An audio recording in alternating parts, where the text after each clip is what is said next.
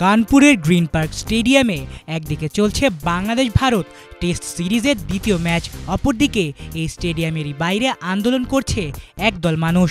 তাদের পরিচয় তারা বিশ্ব হিন্দু পরিষদের কর্মী। শুধু তাই না, সেখানে উপস্থিত আছেন বাজরাং দল এবং দুর্গা বাহিনীর কর্মীরাও।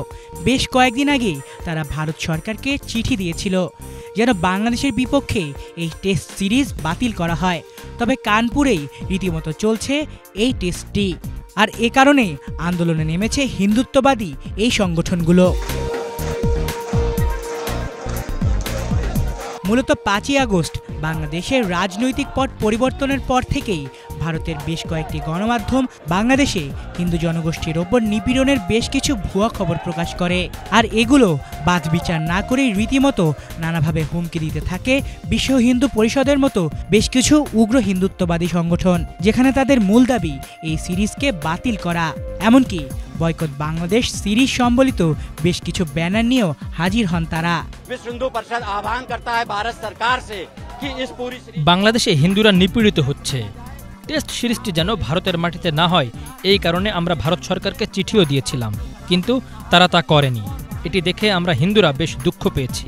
আমরা বাংলাদেশে অবস্থানরত হিন্দুদের পাশেই আছি। এরই মধ্যে কানপুর টেস্ট চলাকালীন ভারতীয় দর্শকদের হামলায় আহত হয়েছেন বাংলাদেশি সমর্থক টাইগার রবি। তাকে নিয়ে যাওয়া হয় হাসপাতালেও।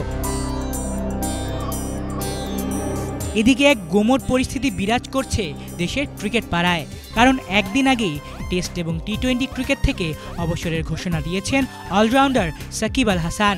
তবে এর একদিন পর অর্থাৎ শুক্রবার এলো আরেক চমক। ম্যাচ চলাকালীনই এক রহস্যময় স্ট্যাটাস দিয়েছেন সাকিব, যেখানে এখন পর্যন্ত খেলা নিজের টেস্ট এবং টি-20 ক্যারিয়ারের পরিসংখ্যান যুক্ত করে একটি পোস্ট দেয়া হয় তার অফিসিয়াল ফেসবুক পেজ থেকে।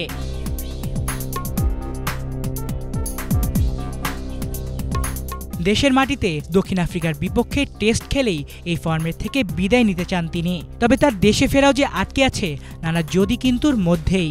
তাহলে হঠাৎ এই স্ট্যাটাস দেওয়ার মাধ্যমে কি কানপুর টেস্টে নিজের ক্যারিয়ারের শেষ টেস্ট হওয়ার বার্তা দিয়ে রাখলেন সাবেক সাংসদ ও বিশ্বসেরা অলরাউন্ডার সাকিব?